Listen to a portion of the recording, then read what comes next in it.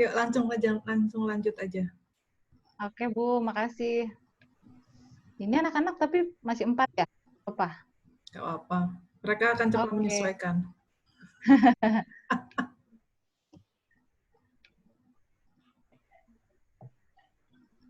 Jadi sampai tadi multideck itu dia digunakan untuk menutup atap, apapun atap itu.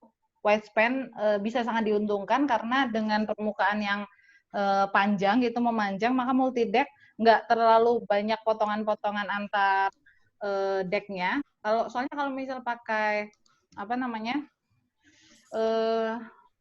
spandek itu 60 cm, 60 kali 6 meter panjangnya. Panjangnya oke lah, kita sangat diuntungkan. Tapi lebarnya itu sangat-sangat pendek gitu.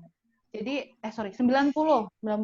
Jadi, kita kadang sangat direpotkan dengan adanya sambungan antara deck yang satu atau penutup atap yang satu sama yang lain, karena itu memungkinkan bocor.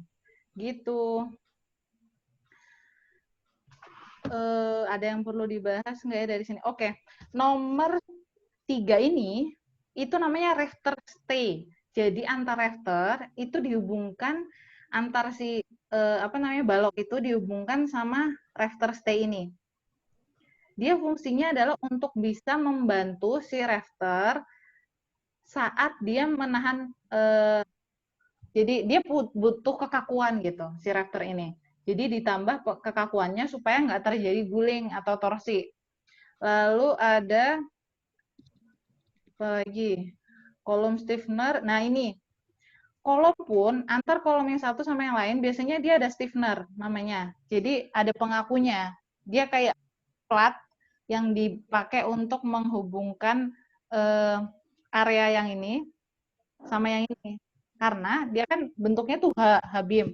Jadi di sayapnya dia punya kemampuan untuk bisa jangan sampai ada pergerakan gitu. Lalu nomor 5 itu circular half section. Ini yang disebut sebagai bracing. Ini detail desain untuk kalian yang pakai desain portal yang menerus. Jadi tengahnya itu masih free column, tapi penghubung atapnya itu bagaimana? Nah, caranya adalah dengan meneruskan portal tersebut. Anyway, nggak harus membosankan kayak gini ya. Untuk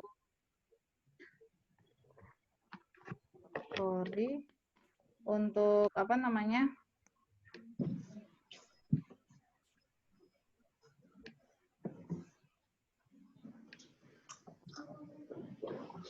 Halo, Bu? Kok nggak ada ininya ya? Saya. Masih on ternyata. Tiba-tiba laptop saya panas sekali, terus habis itu menghilang gitu zoom-nya.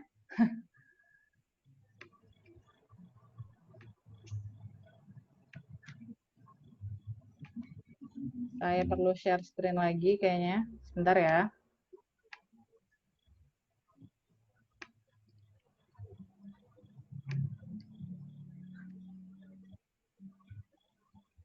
Ada Jensen juga ternyata.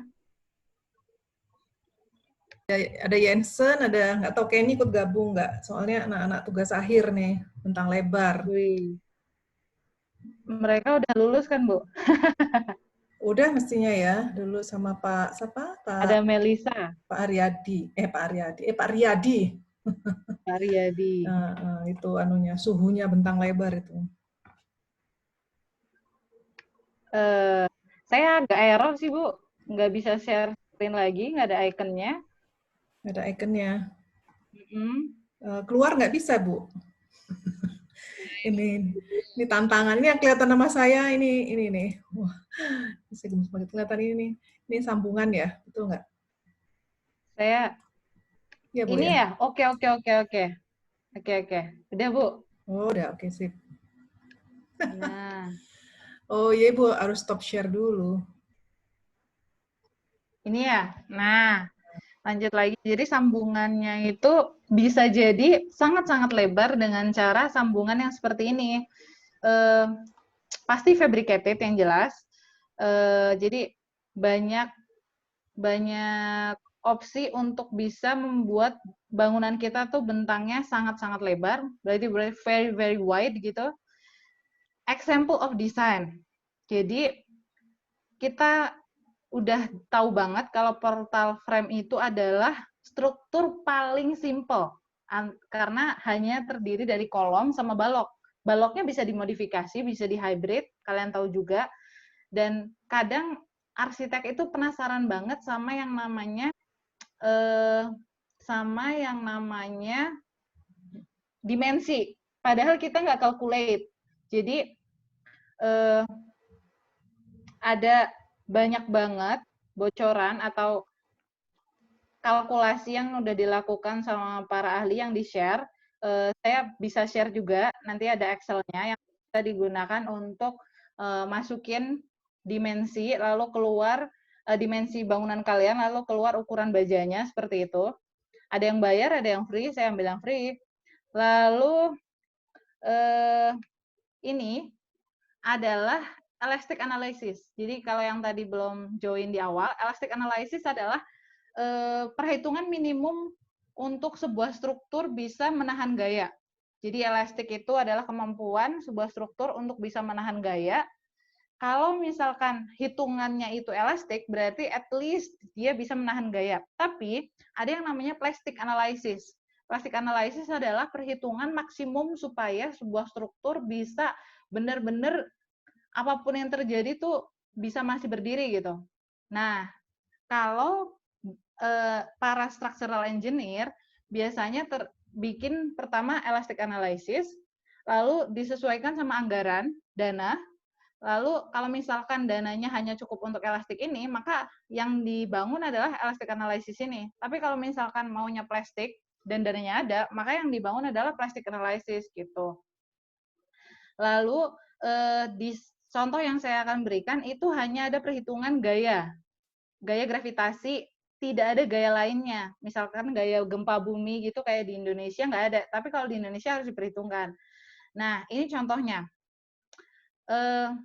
Contoh sebuah elastic analysis dengan bentangan 30 meter, jadi portal beam yang sangat simple, hanya ada kolom and then rafter, lalu tinggi kolomnya adalah 6 meter, lalu jarak antar floor to this connection itu 5275. Kenapa itu penting? Karena kekuatannya si kolom itu ada jadi kemampuan dia untuk menyalurkan beban itu sebenarnya dibantu sama si koneksi ini lalu ke bawah, ke base plate-nya atau ke pondasinya gitu. Nah, spacing of portal frames yang dipakai di analisa ini adalah 7,2. Kalau beton, karena ini posisinya adalah steel, kalau beton kemungkinan kita nggak bisa pakai 7,2 ini. 5-6 meter itu udah optimalnya beton. Karena ini baja, maka dia punya kemampuan untuk bisa lebih ringan, lebih bisa renggangkan antara spacing-nya. Spacing itu adalah jarak portal ke portal ya. Lalu cladding to the roof and wall is supported by purlins and side rails. Jadi ini purlins-nya nih. Ini purlins atau kalian biasa sebut sebagai reng ya.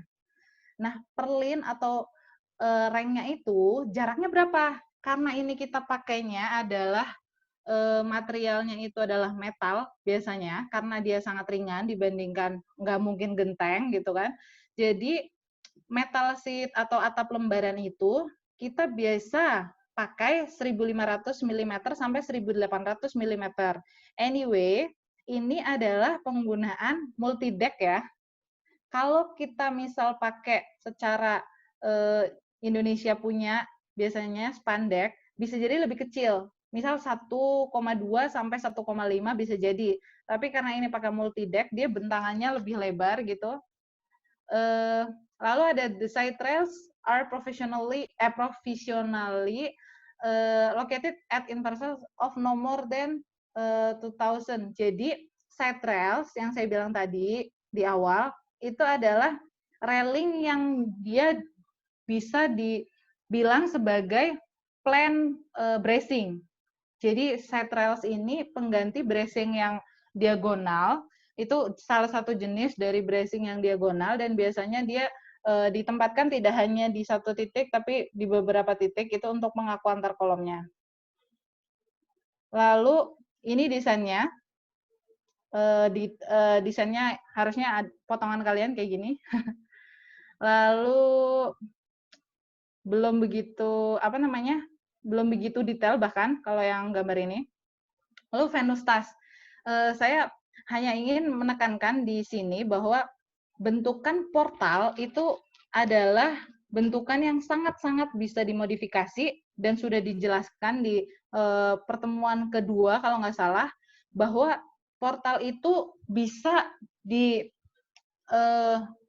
disusun, spacing-nya itu tidak hanya berjajar, tapi juga bisa radial, bisa juga kombinasi 2 variabel, 3 variabel gitu. Jadi maksudnya bedanya antara panjangnya si bentang yang satu sama yang lain bisa jadi beda-beda, tinggi yang satu sama yang lain bisa jadi beda-beda gitu. Dan ini project ini ada di China. Semoga kampus kita bisa kayak gini. Ini adalah sebuah kampus, yaitu Institute of Zhejiang University, dan yang mendesain adalah jurusan arsitekturnya. Jadi mungkin nanti suatu hari Bu Yasi, Pak Nino, dan lainnya tuh bisa jadi arsiteknya Podomoro University Complex gitu. Dan areanya 7 hektar, dan tahun 2015. Di secara luar tuh menurut saya simple, tapi sangat-sangat baik gitu penataan portalnya. Meskipun dari segi struktur dia simple, tapi hasil arsitekturnya baik sekali. Jadi teman-teman yang TA gitu bisa banget pakai portal, and then kalian pakai modifikasi di baloknya, either pakai frame apa, truss apa gitu. Ini dia pakai space truss, jadi menghubungkan antara kolom yang satu sama kolom yang lain. Lalu dari sisi, karena dia bentuknya kotak tapi dimodifikasi gitu, kayak di bevel ujungnya, jadi dihubungkan seperti ini, jadi kayak membentuk sebuah penataan balok yang menurut saya keren sih, keren banget. Lalu ini dari tampak atasnya, jadi tampak atasnya itu dia pakainya multi deck, jadi rapi banget. And then untuk bisa masukin cahaya dipakai kayak X atau cross simbol gitu. And then kalau ada beberapa mahasiswa yang pakai kayak fabric untuk kelilingnya ini supaya ringan, karena fabric itu ringan banget gitu. Bisa jadi opsi untuk material penutup atapnya selain metal sheet atau atap lembaran. Lalu bisa jadi kita mainin, kalau secara arsitektural, kita mainin tampaknya dengan second skin atau secondary skin, which Bu Yasi lebih ahli tentang passive design, respon terhadap lingkungan dan lain-lain, dan secara estetis menurut saya bagus banget gitu, meskipun dia hanya pakai portal, jadi nggak harus kayak gudang di Cikarang gitu. And then this is the last one, list of sources-nya. Saya pakai European Code, Eurocode 3, jadi steel structure yang mereka pakai. Terus ada SNI pasti, lalu ada ini buku Design of Single Span Steel Portal Frames, gitu. Lalu saya ada mau pertanyaan dulu atau langsung ke gambar ini, Bu? Gambar sebuah gor. Gambar aja dulu, Bu. Nanti pertanyaan kita taruh terakhir aja. Oke. Gitu. Ini anaknya juga baru 1 orang nih. Netania bukan, Bu? Iya. Oh, beneran? Jadi, ini kebetulan kami mengerjakan gelanggang remaja Kebon Jeruk, which we are the kontraktor, jadi bukan arsiteknya. Kalau GOR yang tadi saya share itu ada di China dan begitu indahnya, kalau di GOR di Jakarta itu kita harus mengacu kepada yang namanya peraturan Kemenpora. Jadi mereka punya apa ya, standar-standar yang harus kita ikutin, dan makanya banyak GOR di Jakarta yang sangat kurang apa ya, kurang arsitektural banget gitu. Yang paling bagus itu kalau teman-teman TA, GOR di Jakarta itu yang white span-nya bisa dipelajarin tuh di Ciracas, terbaru di situ. Nah ini kita tahun 2019 ngerjain GOR ini, konsultan perencananya itu Huda Tata Sarana. Kita hanya mengerjakan secara struktur, arsitektur sebagai kontraktornya. Lalu ini adalah daftar gambar. Jadi teman-teman TA nanti harusnya sebanyak ini gambarnya supaya bisa terbangun gitu. Dari Dina, daftar gambar, dana set plan, lalu sampai ke detail, kan pasti udah tahu. Mungkin nanti saya akan buka cuma sampai potongan. Ini saya udah kompilasikan PDF-nya. Tara, sangat-sangat sederhana sebenarnya. Dan kenapa saya share yang ini? Karena dia strukturnya pakai beton. Jadi kalau teman-teman yang pakai beton untuk kolomnya, saya kan tadi sampaikan bahwa jarak antar kolom ke kolom itu nggak bisa terlalu jauh, karena ngaruh ke tinggi balok. Semakin jauh sebuah jarak kolom gitu, pertama tinggi baloknya akan semakin besar, lalu bisa jadi ada potensi torsi yang lebih besar juga, karena dia strukturnya juga jauh lebih berat dibandingkan baja gitu. If I can choose, saya lebih pilih baja sebenarnya karena dia lebih ringan meskipun lebih mahal gitu. Lalu kalau di sini kita punya jarak antar kolom ke kolom itu 5 meter. Jadi hanya 5 meter white span-nya. Kalau yang sini bukan white span ya, karena dia kurang dari 12 meter. Dan white span di sini hanya 15, jarak dari kolom ini ke kolom ini. Itu sih. Kalau di sini, ini adalah area sirkulasinya. Area sirkulasi teras depan hall serbaguna. Sorry, ada paket sebentar, jadi rada ke pause tadi. Lalu ini juga area sirkulasinya. Lalu kita banyak supporting area, ada toilet pasti, lalu ada teras, lalu ada ruang pengelola, rapat tamu, gudang, which di white span ini kita nggak begitu perhatikan, atau misalkan perhatikan pun number 2, the first one is always structure gitu. Lalu ini adalah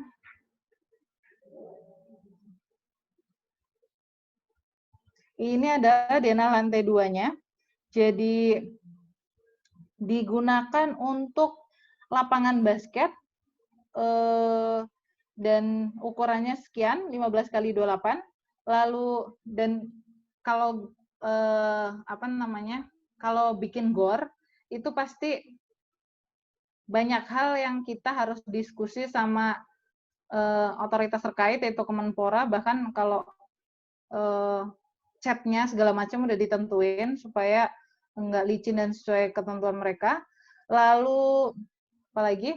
Nah, white span-nya ini bisa banget kalian bisa pakai sebagai acuan untuk cara teoritis, bahwa jarak antar kolom ke kolom 5 meter di area ini yang memanjang, bisa jadi di area ini tuh lebih kecil.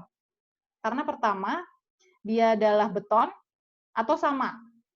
Yang kedua, dia di pinggir ini tidak mempunyai tidak mempunyai ini struktur utama yang menahan beban adalah kedua sisi ini. Tapi dua sisi ini adalah harus ada, karena tahanan si struktur itu supportnya, kekakuannya ada di sini. Makanya kalau kita lihat tuh kolomnya tuh bisa lebih kecil. Anyway, ini proyek pemerintah, jadi tuh hemat banget. Jadi kolomnya pun nggak begitu terlalu kecil. Lalu ini atapnya. Lalu ini adalah penutupnya. Oke. This one is embarrassing. Ini adalah tampaknya gitu, Belenggang Remaja, Kecamatan Kebonjeruk. Lalu desainnya kalian saya harap sih jangan kayak gini sih. Lalu ini dia pakai rem, lumayan lah.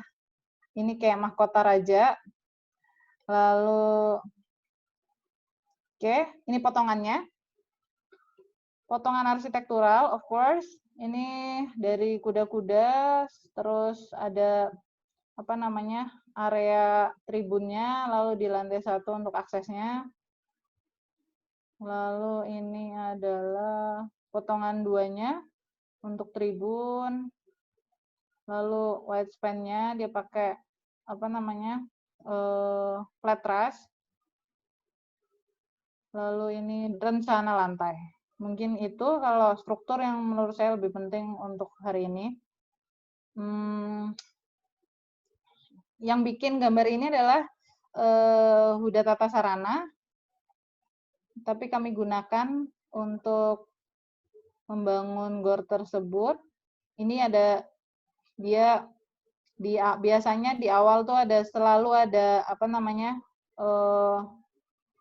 keterangan gambar, jadi kayak appendix, tapi di depan keterangan-keterangan banyak dulu, keterangan detail penulangan, jadi balok tulangannya pakai besi berapa segala macam, bahkan detail tangga juga ada. Jadi nanti kalian kalau bikin konsultan kayak gini nih ribetnya. Biasanya ada ahli strukturnya pasti. Nah, ini adalah denah pondasi. Jadi di struktur GOR ini dia pakai apa namanya, tie beam. Lalu habis itu dia pakai tiang pancang, pile, di atasnya biasanya ada nih. Jadi ukuran pile-nya tuh 250 kali 250, maksudnya adalah diameternya tuh 25 cm. Lalu dikasih beban tekan 100 ton. Jadi apa namanya? Dia punya kemampuan untuk menahan beban sebanyak 100 ton di tiap pile ini. Dan satu titik ada 3 pile. Ada yang 2 sih, ada yang 2 gitu. Dan beda-beda, biasanya ada yang 4 juga nih. Gitu. And then denah kolom lantai 1 biasanya ada keterangan nih kayak gini. Kolom K1 yaitu ini, ukuran kolom betonnya 70 kali 70. Lalu K2 60 kali 60, beda-beda. K3 ini lebih kecil, yang saya bilang tadi. Jadi struktur utamanya adalah yang ini. Lalu bisa jadi struktur ini lebih kecil. Lalu kolom betonnya 25 kali 45 adalah yang di sini. Paling kecil, dia hanya untuk menumpur ram pinggir-pinggir. Gitu. Ini adalah pembalokan. Jadi balok betonnya untuk lantai 2. Jadi dari lantai 1 tuh ada balok lantai 2. Nah, ini pembalokannya. Ukurannya mana? Biasanya ada kalau kita zoom. Nah, nih cara bacanya. Kalian pasti sudah tahu ya, ini 30 50, ini 40 70. Jadi B-nya itu adalah 40 lebarnya, hanya itu 70 tingginya. Lalu ada lagi ini untuk atap atau plafon ya, ini kosongin gitu sampai atas. Lalu ini ada ring balok. Ini adalah detail fondasi, penulangan, pile cap segala macam. Ini adalah kolom. Jadi Mungkin sebagian kalian udah tahu cara bacanya ya. Jadi gini, 70 kali 70 adalah ukuran dari sisi kolom bersih ke kolom bersih.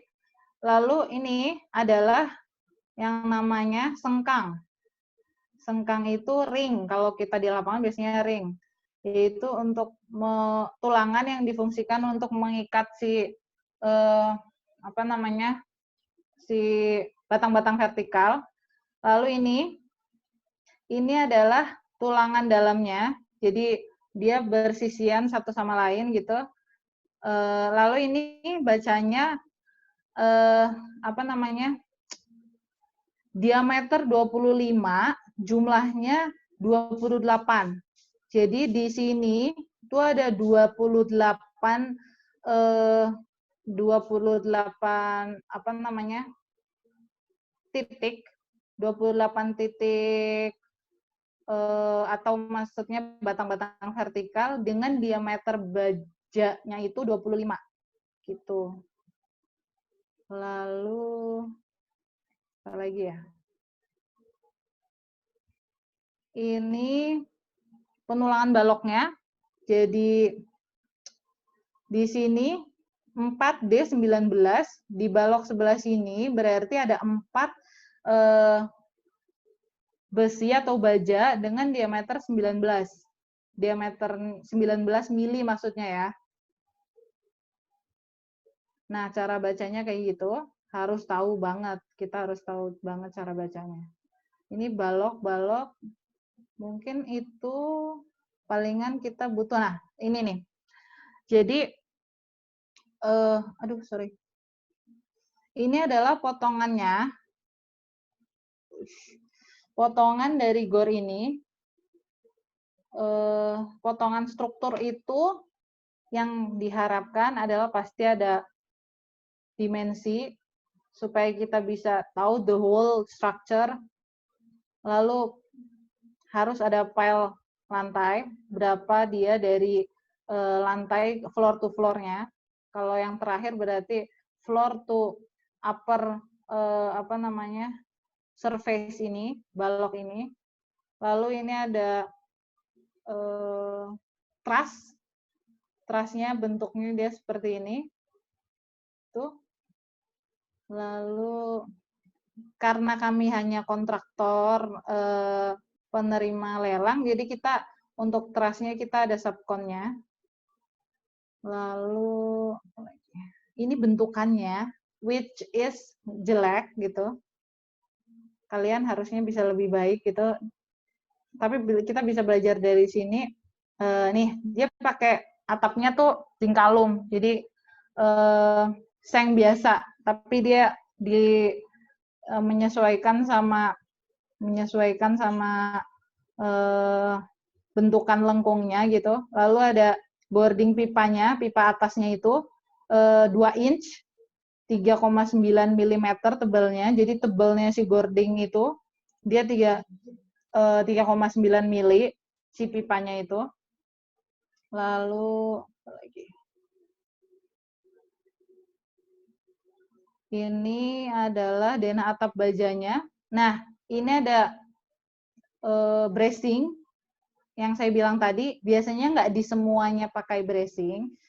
Misal yang penting banget adalah di sisi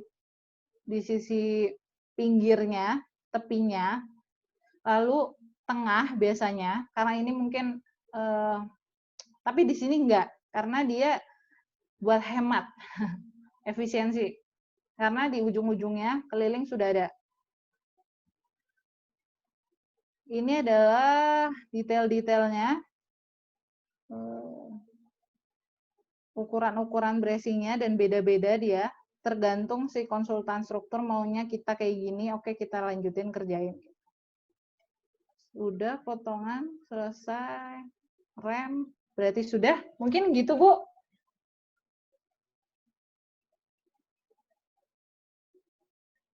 Halo, Bu Yasi masih di ini mute? Saya unmute Bu, maaf. Oh iya, sorry. Ibu, saya mau tanya nih dari Netania. Apakah galvanometal roof itu sama dengan spandek? Itu ada kok wakak-kakaknya apa nih? Galvanum itu sebenarnya spandek itu hanya satu jenis yang dihasilkan dan dipasarkan banyak di Indonesia. Kalau galvanized metal roof itu bahannya sama, tapi biasanya bisa jadi nggak ukurannya sama kayak spandek, tapi bisa jadi dia multi deck yang saya bilang tadi. Jadi nggak yang satuan gitu, tapi lembarannya bisa jadi ukurannya lebih lebar gitu. And Neta bisa Google itu ukurannya kalau misal mau pakai di proyek kamu gitu. Mungkin gitu kali ya. Ya, makasih Bu Titi. Terus yang dari yang lainnya, anak-anak TA nih, ada anak TA. Makasih, Bu. Anak-anak TA nggak mau nanya nih? Apa pengen tanya di belakang ini aja? Oke, kalau nggak ada, boleh di-end share dulu, Bu. Oke. Bu, itu ada, Bu, di Mana-mana? chat. Di chat. Bu mau tanya, kalau material kolom beton komposit perhitungan besarnya gimana? Saya nanya nih. Kenapa Bu? Sorry, saya baru end share. Kolom beton komposit. Jadi beton komposit itu punya kemampuan lebih baik untuk bisa dijadikan menahan kekuatan sama kalau dia bentang lebar. Kalau perhitungannya pasti nggak kayak kolom biasa. Bisa jadi saya nggak, sejujurnya saya nggak punya dummy calculation. Nanti coba saya tanya structural engineer saya, anak teknik struktur saya. Nanti kalau misal saya udah dapet, ini siapa yang nanya anyway? Laura. Nanti saya kasih tahu Laura dummy ini calculation-nya. Oke, terus berikutnya nih dari anak tugas akhir nih, Jensen. Bentar ya. Bu, bagaimana cara menghitung spacing terhadap ukuran kolom? Maksudnya apa nih spacing ukuran kolom? Jarak antar kolom atau gimana? Halo, Jensen. Respon. Jensen? Spacing terhadap ukuran Halo, kolom. jarak Ya. maksudnya jarak spacing terhadap satu portal ke portal lainnya gitu. Jadi gimana cara kita tahu spacing yang minimalnya berapa dan maksimalnya berapa, terus ukuran dimensi portalnya itu gimana, berapa gitu. Tadi kayaknya udah deh, Tadi kamu nggak ikut dari awal ya? Yang FCR dan F itu ya. Saya buka lagi kali ya. Jadi kalau di kolom nanti kalau ada yang kelewat jawabannya tolong ingetin saya. Tapi kalau misalkan dimensi kolom, kalau dia pakainya baja, dummy calculation-nya adalah pakai 150%. Kayaknya kelewatan ya. Jadi plan. Tadi udah ada kok. Mungkin dia belum gabung kali. 150%. Oke, jadi gini Jensen. Kalau balok atau kita ngomongnya adalah rafter, nah ini dia. Jadi ini kita kalau di baja itu biasanya ngomongnya rafter. Nah ini adalah sama kolom. Nah rafternya itu dummy-nya adalah kalau misalkan rafternya misal 10 gitu, kita pakai H-nya itu 10. Maka si H-nya kolom itu harus 150%, at least 150% lebih besar. Jadi misal 10 berarti ini at least 15 gitu. Gimana? Terus, kalau misalkan dia jarak antar spacing itu maksudnya adalah jarak antar portal. Tadi saya juga ada sih di atas.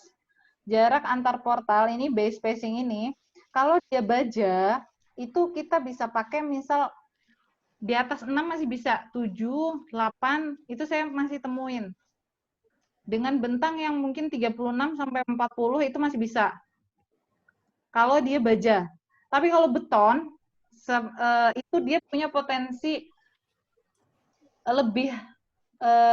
lebih apa ya, jaraknya lebih dekat gitu. Karena si beton itu dia nggak ringan, berat, dan kedua beton itu juga punya kemampuan torsi yang jadi beton itu karena dia kaku banget, karena dia konkret, dia untuk bisa menahan torsi, momen guling sebuah apa namanya gaya itu kurang dibandingin baja. Baja itu lagi-lagi saya ingetin dia kuat tarik. Jadi dia punya elastisitas lebih tinggi daripada beton. Terus yang kedua, kalau beton itu jarak spacing-nya itu lebih besar, otomatis balok yang dibutuhkan juga lebih tinggi gitu. Nggak kayak baja yang lebih efisien. Gitu. Jadi misal kalau beton tuh paling 5 sampai 6 meter. Oke, halo. Halo, Bu Titi. Saya mau langsung ke next pertanyaan ya. Nanti kalau lebih detail Japri aja Bu Titi.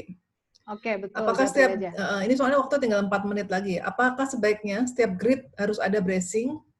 Tadinya di gambar tadi ada yang kosong katanya gitu. Kalau saran saya sih, sini langsung saya jawab aja deh. Setiap grid memang harus ada bracing sih. Maaf Bu, saya tanya ya. Bu, iya nggak apa-apa Bu. Bu jika kolom ini dari Melisa itu gampangnya harus ada ya. Jika kolom baja ingin dibungkus, bagaimana detailnya Bu? Tanyaannya itu. Kolom baja ingin dibungkus, bungkus dengan apa nih? Contohnya bisa dengan kayak GRC atau pakai. Oh iya, itu detailnya banyak banget. Kalau kalian pakai GRC atau gypsum, banyak banget di Google untuk ini Melisa ya. Jadi ada juga detailnya kayaknya di arsitektur ini, gambar arsitektur ini. Saya juga bisa share. Yang mau gambar tadi, Japri aja. Ya, Oke, terus Mel. Kenny nih, Bu, perancangan saya bandara, widespan terbentang 80. Material apa yang direkomendasikan ya? Material apa nih? Maksudnya sistem struktur apa atau material apa ini? Kalau material kayak saya rekomendasi baja sih kan. Kalau material sih banyak, material sih macam-macam ya. Kalau bentang lebar juga banyak. Oke, Bu Titi, mungkin saya mau jelasin perancangan saya dulu sebentar. Tapi waktunya cukup nggak Bu? Atau ya, tinggal 2 menit, nanti asistensi sendiri aja. Kalau saya bilang sih, kalau perancangan, kalau bandara banyak ya, contohnya folded plate, terus contohnya lagi yang di Bandara Malaysia itu, pakai apa itu ya, saya lupa ya, itu rancangannya arsitek Jepang, pakai kayak struktur kayak payung gitu. Banyak kok macam-macamnya. Terus juga kalau di bandara-bandara di mana? Bandara di Singapura tuh versinya macam-macam, bisa pakai apa. Kalau mau asistensi private aja deh. Ini terus Claudius Kemilau untuk bentang 38 meter dengan kolom 1x1 untuk ketebalan baja holo yang akan digabungkan ke kolom kira-kira baiknya berapa atau ada rumusnya? Rumusnya udah dikasih. Ini kok jadi dosennya suruh mikir ya? Iya, Brian ini aja, Japri aja ya. Bukan udah paham pertanyaannya. Udah dia pengen tanya itu soalnya dia mau gambar. Ya. Oh. Ini kayak pertanyaan kalau saya bilang ini pertanyaan pop me. Kenapa pop Jadi me? kalau Dikasih instan terus minta disuapin gitu. Anak-anak tuh kurang riset kadang. Nah, yang saya sharing hari ini tuh semuanya ada di Google Google yang kita sama-sama sering browsing gitu. Nanti kalian cari sendiri dulu. Konsultasi ke kita tuh kalau bisa jangan dimensi sih sebenarnya, karena itu riset yang ya, saya mau bilang ya, kalau asistensi ke kita pertama adalah logika struktur ya, pertama. Yang kedua estetika. Detail-detail cari sendiri, kita tinggal bilang logis nggak logis. Jadi jangan tanya boleh nggak, bisa apa nggak. Terus habis itu ukurannya berapa? Berarti belum nyari. Ya. Iya, saya juga pengen ngomong gitu sih. Ukurannya saya kan kalau misal satu kelompok sih mungkin nggak apa-apa ya Bu, kan banyak kelompok ya Bu. Nggak sih, memang harus mandiri. Ya. Oke. Ya, waktunya kurang dari 1 menit. Saya minta ini di pesertanya ada berapa jumlahnya? 29. Ayo yang bikin bagian dokumentasi silahkan didokumentasikan. Halo? Bentar lagi kita putus hubungan. Sebelumnya terima kasih banyak Bu Titi udah sharing. Oke, thank you Brian. Thank you Bu. Ini ada makasih, Lani. Bu, makasih. Lani baru Sama-sama. nanya nih. Momen beban saya mau tanya. Nanti coba ditanya lagi, mau japri, mau apa, silakan. Cuman datang ke kami, seperti saya bilang, logika struktur dan estetika, gitu. Ya. Terima Oke, Bu, kasih.